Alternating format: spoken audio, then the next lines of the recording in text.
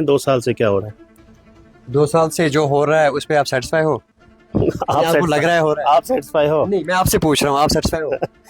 देखिए, सेटिस्फेक्शन तो लोगों की पता चलेगी कि जब इलेक्शन होगा अगला, और वहीं पता चलेगा कि नेशनल कॉन्फ्रेंस ने जो काम किया है उससे लोग सेटिस्फाई हैं या नहीं है। कि आज आप आए हैं, 2 साल के बाद फिर आएंगे, फिर इलेक्शन लड़ेंगे, फिर लोगों को बोलेंगे वोट दीजिए। सियासत इस चीज़ का नाम नहीं है कि आप एक दूसरे को गिराने की कोशिश करें या एक दूसरे के बारे में झूठ कहने की कोशिश करें।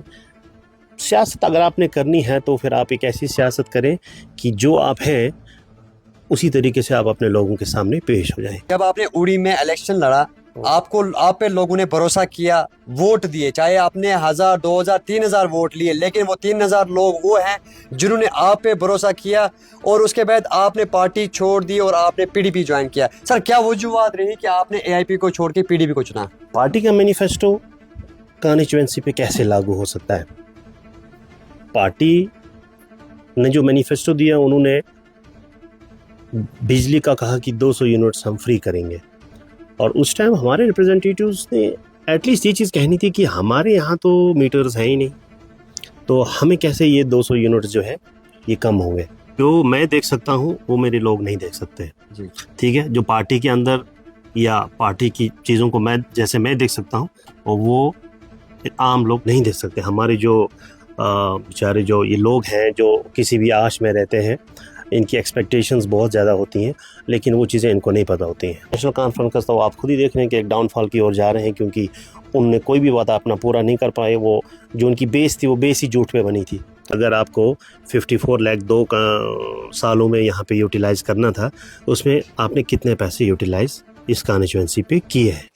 जैसा कि आप सब जानते हैं कि उड़ी की सियासत में हमेशा बदलाव देखने को मिलता है। मैं आपको कहूं कि आप ये भी जानते हैं कि कोई किसी पार्टी को छोड़ के किसी पार्टी को ज्वाइन करता है। मेरे साथ हाजी इंजीनियर मनीर साहब मौजूद हैं। आप इन्हें जानते ही हैं कि इन्होंने एआईपी के टिकट पे उड़ी में इलेक्शन कंटेस्ट भी किया था। लेकिन यहाँ पे हम ये जानना चाहेंगे कि आखिरकार अगर उड़ी में आपने इलेक्शन कंटेस्ट किया अवामी इत्तेहाद पार्टी पे, तो उसको छोड़ने की वजूहत क्या हुई, तो आज आपने पीडीपी को ज्वाइन किया है। यही सवाल लेके मनीर साहब के पास आए। मनीर साहब, आपका शुक्रिया अदा करना चाहेंगे। जी सर, आपसे ये जानना चाहेंगे कि जब आपने उड़ी में इलेक्शन लड़ा, आप पे लोगों ने भरोसा किया, वोट दिए, चाहे आपने 1000, 2000, 3000 वोट लिए, लेकिन वो 3000 लोग वो हैं जिन्होंने आप पे भरोसा किया और उसके बाद आपने पार्टी छोड़ दी और आपने पीडीपी ज्वाइन किया। सर, क्या वजूहत रही कि आपने एआईपी को छोड़ के पीडीपी को चुना? देखिए, ज़्यादा डीप ना जाते हुए मैं आपको सिंपली लफ्ज़ों में कह दूं कि जो पार्टी मेरे लोगों को इग्नोर करेगी मैं उसको इग्नोर कर दूंगा। सिंपल सी चीज़ है। मेरा यहाँ आने का मकसद ही है कि अपने लोगों की तकलीफ़ों को देख सकूं, उनको समझ सकूं और उनका अजाला कर सकूं। अब अगर मैं कोई भी पार्टी हो जो इसमें कोताही करे, तो क्या फ़ायदा वैसी पार्टी में रहने का? क्या उन लोगों से आपने पूछा सर, जो लोग आपके साथ थे, उन लोगों से आपने पूछा कि पार्टी चेंज करनी है? आपको मैं एक चीज़ बताऊं, जो मैं देख सकता हूं वो मेरे लोग नहीं देख सकते। जी।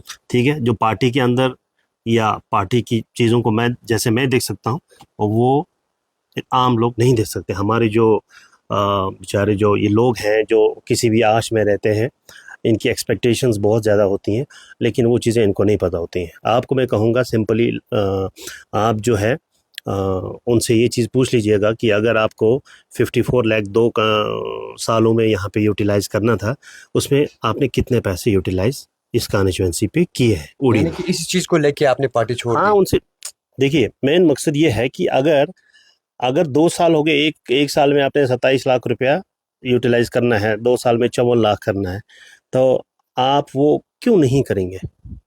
आप वो क्यों नहीं करेंगे? क्योंकि लोगों ने अगर आपको वोट दिया, वो सिर्फ इसी चीज़ के लिए दिया कि कहीं ना कहीं आप उनके काम जो है उनके काम कर सकें। अब मैं एक ऐसा बंदा हूँ कि मैं झूठ पे कभी रह नहीं सकता। मुझसे भी काफ़ी लोगों ने सवाल किए या काफ़ी लोगों ने अपनी नाराज़गी भी जताई कि ये चीज़ें क्यों नहीं हो रही हैं। हमने बड़ी एक्सपेक्टेशन से जो है ये चीज़ सोचा था कि हमने उनको बहुत सारे वोट यहाँ से दिए थे, तो ये चीज़ क्यों नहीं हो रही है। तो सिंपल लफ्ज़ों में मैं ये चीज़ कह दूं कि मैं सियासत जो है, सियासत इस चीज़ का नाम नहीं है कि आप आ, एक दूसरे को गिराने की कोशिश करें या एक दूसरे के बारे में झूठ कहने की कोशिश करें। सियासत अगर आपने करनी है तो फिर आप एक ऐसी सियासत करें कि जो आप हैं उसी तरीके से आप अपने लोगों के सामने पेश हो जाएं। ये ना है कि मैं झूठ बोल के लोगों को जो है ये चीज़ अपनी सियासत से मैं झूठ बोलूं लोगों को कि भाई ऐसे ऐसे से करके अपना आप जो है उनके सामने ऐसा जो मैं हूँ वो मैं हूँ, वो उसी तरीके से मैंने अपने लोगों के सामने खुद को पेश करना है। जी। सिंपल सी चीज़ है, मैंने आपसे कह दिया कि जो मेरे लोगों को इग्नोर करेगा मैं उसको इग्नोर कर दूंगा, चाहे मिलिंद वो साहब, कोई ये भी। भी जानना चाहेंगे कि पीडीपी को ये कहा जा रहा है कि उन्होंने बीजेपी को जम्मू कश्मीर में लाया है, उसके बावजूद भी आपने पीडीपी को चुना, जबकि बहुत सारी पार्टीज थी यहाँ पे।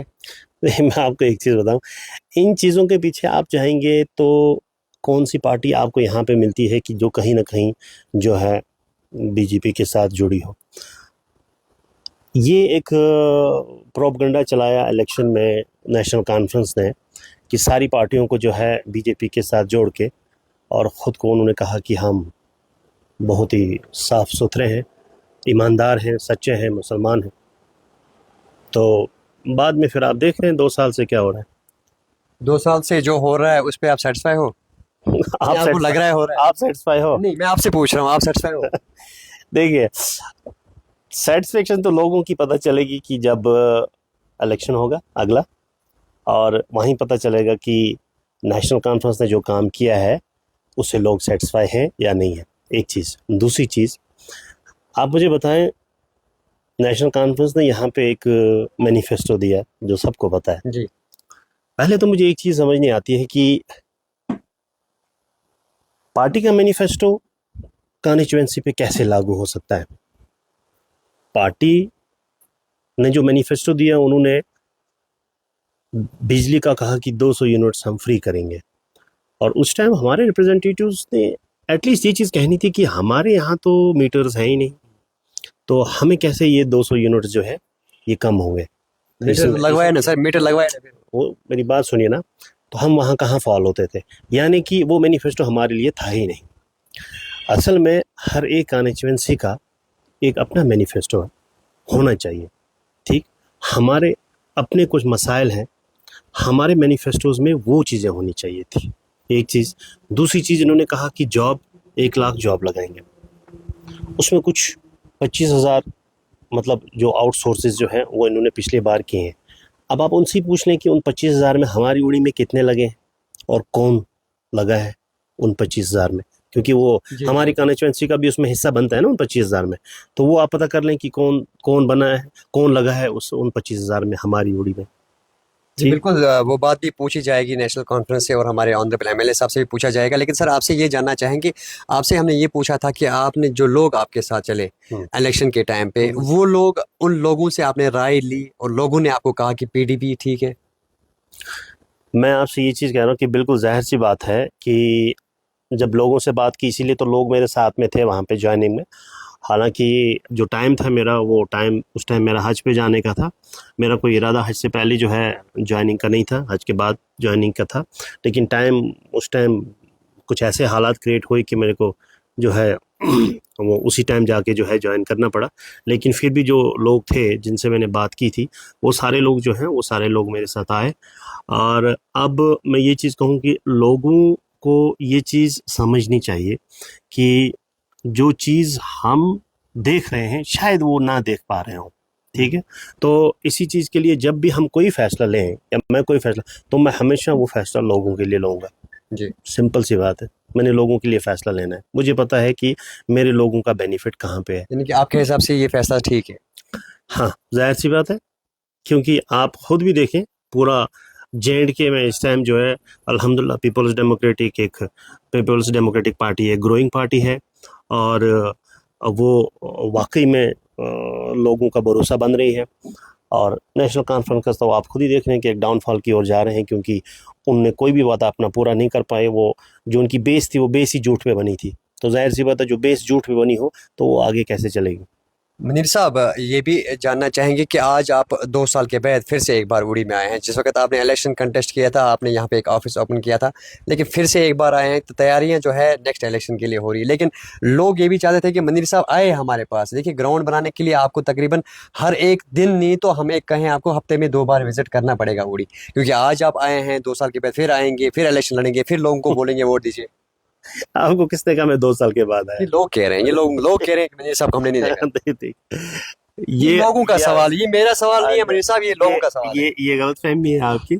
ये आपकी बिल्कुल गलतफहमी है कि मैं 2 साल के बाद आया। जिन लोगों ने मुझे वोट दिए हैं, या जिन्होंने नहीं भी दिए, आप ये शायद उनके सवाल नहीं है। मैं बाज़ाब्ता जो है आता हूँ, अपने लोगों से मिलता हूँ। हाँ, इतना ये है कि आपके साथ मुलाकात नहीं होती है, तो मीडिया पे आके कोई बाइट नहीं देता हूँ, लेकिन अपने लोगों से मिलता हूँ मैं। जिस वक्त सैलाब आया यहाँ पे, आप वहाँ पे नहीं थे। मैं चेन्नई में था, जी। लेकिन मैंने अपनी जो मेरी टीम थी, मैंने उनको वहाँ भेजा और उनको मैंने बोला कि आप वहाँ पे देखो कि उनको क्या-क्या चीज़ जो है, किस-किस चीज़ की इस टाइम उनको ज़रूरत है। तो वो सारी चीज़ें जाके उनको पहुँचाओ, और वो सारी चीज़ें हमने अल्हम्दुलिल्लाह पहुँचाई वहाँ पे। ये 5 साल के बाद जब इलेक्शन होगा, क्या आप फिर से कंटेस्ट करेंगे? अब ये डिसीजन पार्टी का है। ये अब आपने ये हमारा डिसीजन को पार्टी पे छोड़ दिया है। हाँ, देखिए मैं एक चीज़ बताऊँ। पीपल्स डेमोक्रेटिक पार्टी एक डिसिप्लिन्ड पार्टी है, एक रीजनल पार्टी है। उनका जो भी फैसला होगा वो एक सोच समझ के एक स्ट्रांग फैसला होगा। तो ज़ाहिर सी बात है, अगर उनका फैसला ये होगा तो ज़ाहिर सी बात है लड़ना होगा, या उनका कोई और कुछ और फैसला होगा तो वो फैसला भी जो है वो हमने मानना होगा, ज़ाहिर सी बात है। मेरे साहब, क्या मैसेज रहेगी तमाम तर उड़ी के लोगों के लिए, और खासतौर ये भी आपसे जानना चाहेंगे, उड़ी में जिस हिसाब से ऑनरेबल एमएलए साहब काम कर रहे हैं, कहीं रोडों पे रिबन भी काट रहे हैं, उन चीज़ों को आप किस तरह देख रहे हैं? मैंने आपसे कहा ना कि हमारे लोग अल्हम्दुलिल्लाह बहुत समझदार लोग हैं। उनको पता है सब क्या हो रहा है, कहाँ पे कैसे क्या हो रहा है। जब इलेक्शन आएगा तो उसका जवाब जो है वो लोगों को मिल जाएगा। सॉरी, इनको मिल जाएगा, जो भी हमारे रिप्रेजेंटेटिव्स हैं उनको मिल जाएगा कि उन्होंने क्या किया है, क्या नहीं किया है, कहाँ पे काम किया है। जहाँ पे किया होगा वहाँ पे उनको मिलेगा।